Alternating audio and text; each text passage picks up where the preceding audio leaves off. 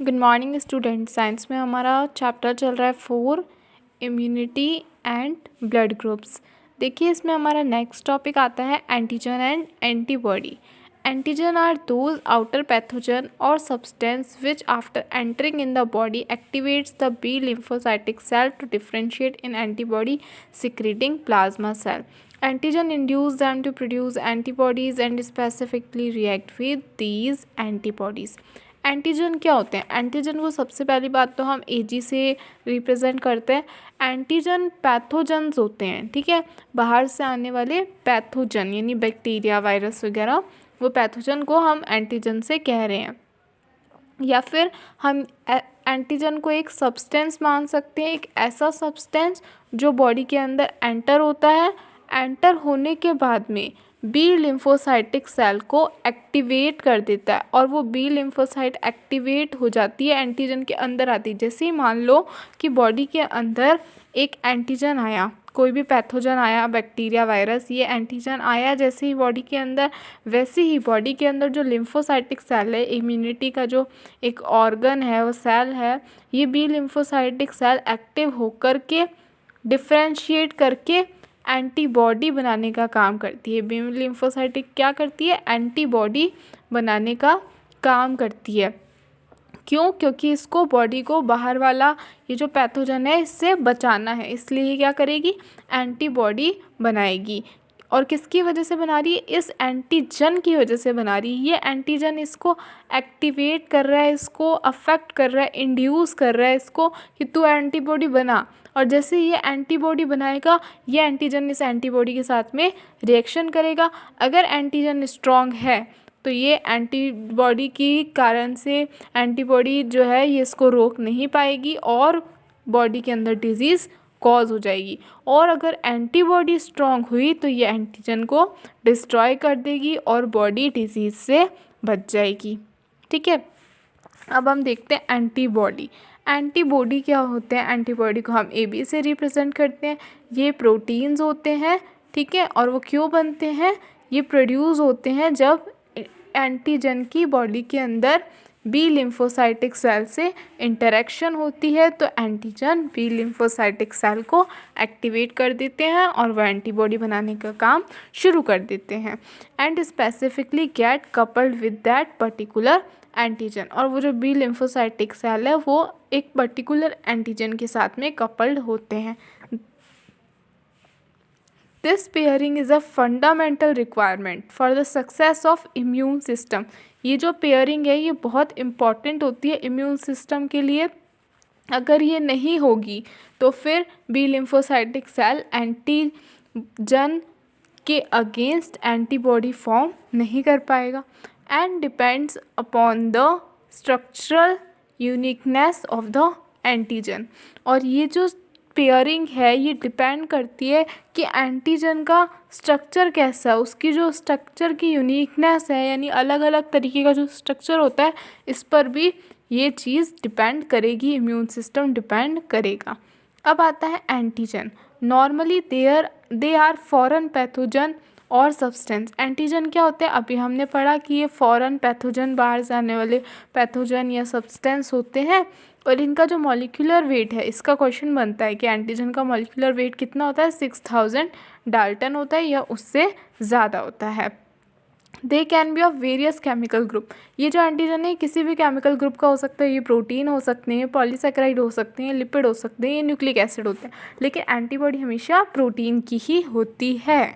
Sometime few body substance and body cell like virus infected और cancerous cell can also act as antigen. कई बार क्या होता है, बॉडी के कुछ सेल, बॉडी के कुछ सब्सटेंस जो कि वायरस से इन्फेक्ट हो चुके होते हैं, कैंसेरियस हो चुके होते हैं, उनमें कैंसर आ चुका होता है, वो कुछ सेल ही एंटीजन का काम करने लग जाते हैं।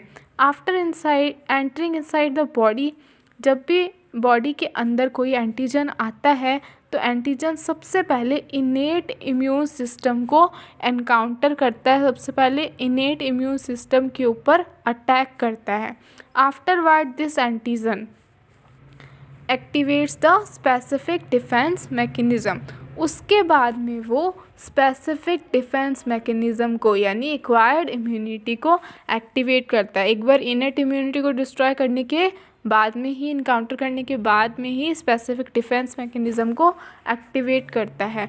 फिर एंटीजन कपल करता है यानी पेयर करता है किसके साथ में, जो एंटीबॉडी बनती है उसके अगेंस्ट वो कपलिंग कर लेता है and form antigen antibody complex. जैसे ही एंटीजन आया उसने इनेट सिस्टम को एनकाउंटर कर दिया, फिर स्पेसिफिक डिफेंस मैकेनिज़्म के पास जाता है, उसको एक्टिवेट कर देता है। एक्टिवेट होते ही बी लिम्फोसाइटिक सेल क्या बनाएंगे, एंटीबॉडी बनाएंगे, और एंटीजन तो आए हुए ही है बॉडी के अंदर, ये दोनों आपस में कपल बना लेंगे और इन दोनों का ये जो कपल बना है इसको बोलते हैं antigen antibody complex.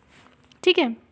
Most complex other than protein can interact with the antibody.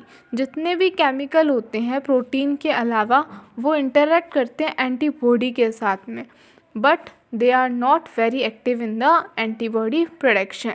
लेकिन वो एंटीबॉडी बनाने के लिए बहुत ज़्यादा एक्टिव नहीं होते। The whole molecule of antigen does not interact with antibody. Antigen जैसे ये एक एंटीजन है तो इसका पूरा का पूरा पार्ट एंटीबॉडी के साथ में रिएक्ट नहीं करेगा। ठीक है, ओनली ए स्पेसिफिक पार्ट, बस इसका कुछ ही हिस्सा होता है जो स्पेसिफिक होता है, विशेष होता है, वो एंटीबॉडी के साथ में जुड़ जाता है। This part of antigen is called antigenic determinant और एपिटोप। जो हिस्सा एंटीजन का एंटीबॉडी के साथ जुड़ता है उस हिस्से को एंटीजेनिक डिटर्मिनेंट या फिर एपिटोप कहते हैं। इन प्रोटीन के अंदर क्या होता है, a chain of 6 to 8 amino acid act as antigenic determinant. अगर वो जो एंटीजन आया है वो एक प्रोटीन है तो उस प्रोटीन के 6 से 8 जो अमीनो एसिड होते हैं वो एंटीजेनिक डिटर्मिनेंट का काम करते हैं, एपिटोप का काम करते हैं।